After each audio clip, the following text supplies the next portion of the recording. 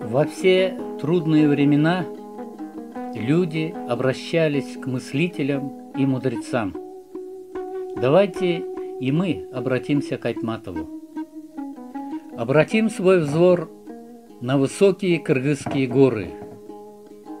И в нашем воображении обязательно оживут наши любимые герои: Жамиля, Толгонай, Дүйшөн, Бостон, Едигей Жангелдин.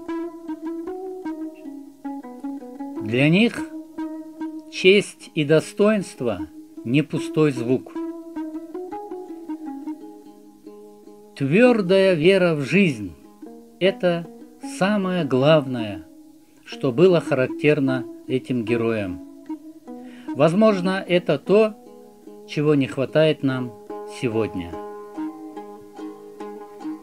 Давайте читать Айтматова вместе.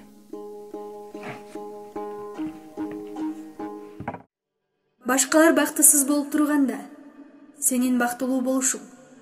Башкалар жабыркап турганда, сенин ийгиликке жетишүүң мүмкүн эмес экендигин ал үйрөтөт.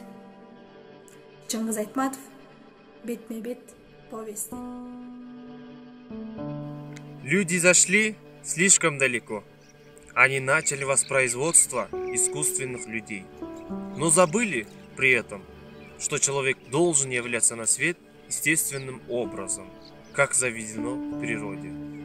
Ученым, забывших это, нет места среди людей. Тавро Кассандры. Читаем вместе.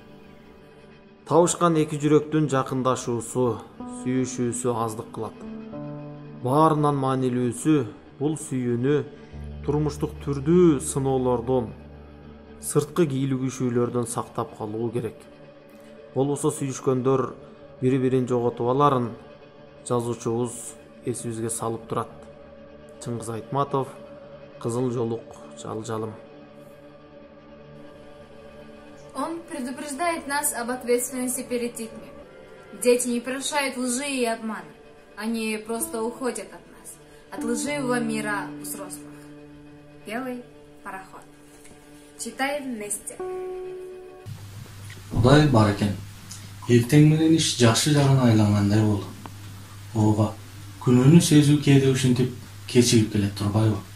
Анын үстүнө түбөлүк өзү менен өзү күрөшүүнүн жолу да татаал болот окшобойбу? Анткени өз күнөөсүн моюнуна алуу үчүн ар дайыма ай аламды жакшылык менен тазалап, өзүңдөгү кара өзгөйлүктөн кол жууш керек. Чыңгыз Айтматов, Тоолор кулаганда. Художник показывает нам настоящую, высокую, жизнеутверждающую любовь, способную двигать людей на решительные шаги. Человек должен и способен стремиться к личной и духовной свободе, несмотря на старые адаты и пережитки прошлого. Чингиз Айтматов, Жамиля. Читаем вместе. Табигат маселесине ойлонбостон кийлигишүү туура эмес экендигин. Болбосо табигат адамзат абдан катуу жазаларын жазуучу бизге эскертет. Бирөөнүн ачкөздүгүнүн жана сугалактыгынын айынан башкалардын бүтүндөй турмушу талкаланат. Чыңгыз Айтматов, Кыямат. Бирге окуйбуз.